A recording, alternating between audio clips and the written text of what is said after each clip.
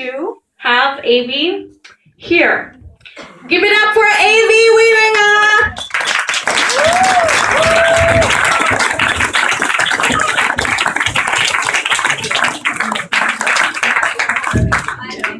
Hello! Hi everyone! Yeah, I'm the token non-female female comedian. Okay, this is very important before I start. Does everyone in the room know what a spork is? It's not the guy from Star Trek. Okay, it's like an eating utensil, which is a cross between a spoon and a fork. This will be very important later on. There will be a test. Okay, so the gender binary. You know, this thing where you have men on one end and women on the other end, and between them is this gaping canyon that can never be bridged because the walls are steep and there's a raging river at the bottom and probably pirates as well. And that's why men and women will forever be separate and are totally not the same. And it's all made up by, marketing people who want to sell you books with titles like Why Men Live in Trash Cans and Women Are All Secretly 50 Hamsters in a Dress. I mean, that's what these titles sound like to me anyway. Why boys like lightsabers and girls like Marxism. And when people don't behave the way that we want them to be, in gender-specific ways, then we give them shit, like, men wearing pink, or women wearing clothes.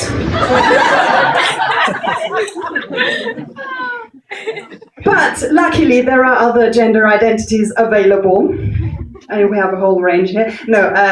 One of them is called agender, and it means not having a gender. It's basically the Switzerland of genders. And it's very important that it's just one word. If you put a space between the A and the gender, you get the very opposite of what you wanted. Like, when you fill out the form for the big mail order catalog where people get their genders from, or wherever they get those from, I don't know, and you make a mistake and you accidentally put in gender instead of agender, then they deliver you a gender that you don't want. And it just, it's so inconvenient because it takes up space in the living room, and you, like, what is it supposed to do with that? I mean, you could put it in a closet, I guess. Use it as a hat stand. So yeah, I'm agender, and not all the time. It's a bit complicated, but for simplicity. And sometimes when on the internet I come across these forms, where you have to put in, are you male or female, and there are no other option, and I'm like, I'm a nerd. I don't. What is this? And sometimes I get this irrational worry that what if I come out to, say, a friend or someone, and I say I'm agender, and then what if they say something like, well, you don't look agender? In which case I would hypothetically have to reply with, well, you don't look like a wanker. But you just told me you are one.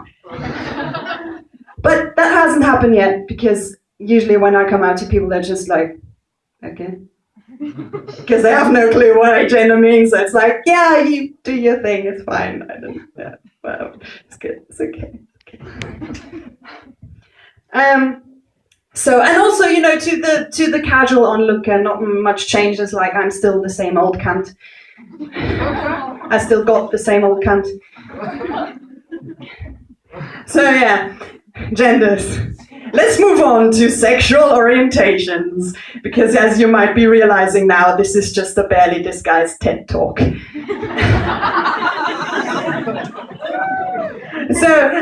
bisexuality. People like to dismiss it, which I find very strange because it makes much more sense than monosexuality. And also, most of the people I know are bisexual. I mean, yeah, most of them are in opposite-sex relationships, but that doesn't magically make them straight. I mean, it's when you have a spork and you only ever use it as a fork and never as a spoon, it's not going to magically become a fork. The other thing.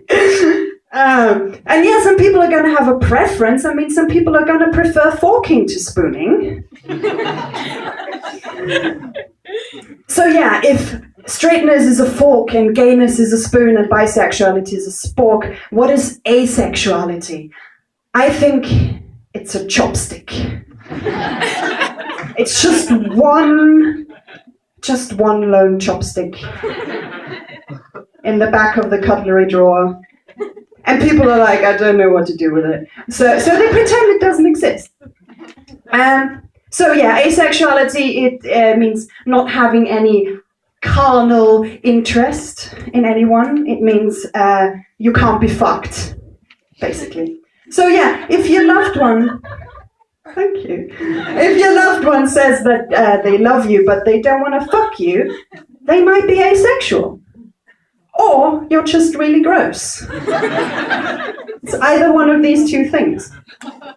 Speaking of really gross. So last Halloween in a bar, there was this guy who within 5 minutes of meeting me for the very first time and thinking I'm female, said the following words. I have a very fine nose. I can tell when a woman is menstruating.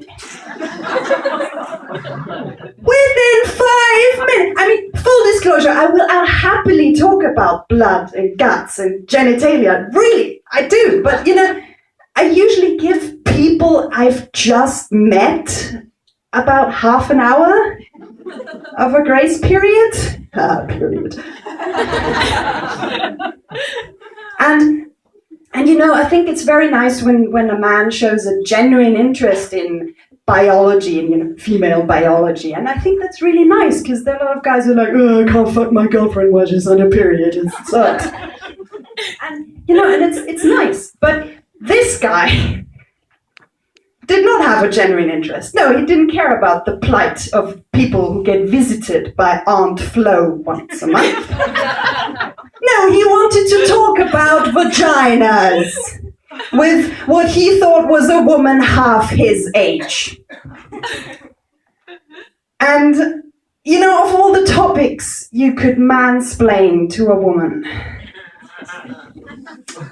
are you sure that picking menstruation is not the least risky subject?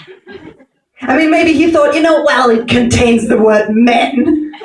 Surely I must be an expert.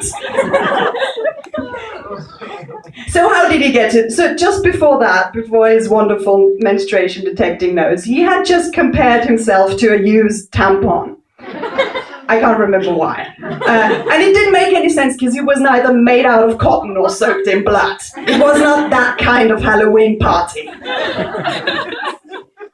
And unfortunately for everyone involved, I'm a belligerent little shit, so my brain went, challenge accepted. And I said, well, I wouldn't know about the tampon thing. I don't use tampons. And he was like, what the fuck? Do you just let it run down your leg? I was like, no, I use a menstrual cup. He's like, what is that? I'm like, well, let me get out the PowerPoint presentation. It is a small chalice or goblet made out of medical silicone, which you stick up your fun tube, if you have one, during the time of the month where your uterus expels its lining as punishment for you having refused to become pregnant. I could show you, but taking it out is a bit messy, so I'm not going to do it. He was grossed out. I can't fathom why, because he started it. But unfortunately, he recovered. And that's when he dropped this gem about being able to smell when women are menstruating. And I was like, that's amazing. How can you be so sure? Did you do a scientific study? Did you line up a bunch of women and sniff them? And compared results. And he was like, no, of course not. I don't do that. I just know. I can smell it. It's in your pheromones. I was like, you can't smell pheromones unless you're a cat. He was not a cat. it comes out in your sweat. So I was like, I think I would have noticed if I've been sweating blood. It makes one hell of a stain. He didn't listen. He just kept invading my space, and there was nowhere for me to go. And he was going on about how he can smell when a woman is bleeding and if she's not on her period and when she's on her period. And then he leaned in and he whispered in my ear and he was like, and it makes me horny. And I did what every animal does when it gets cornered. I get very sarcastic. And I said, are you saying that a woman on her period turns you on? And he said, no, I mean the other thing, the other way around. I mean, that's not what I meant. And I was like, yeah, I know what you mean. You wanted to talk about cooch, but you ended up in the Red Sea without a life vest. And thereby hangs a tale. Thank you very much. You've been great. Thank you.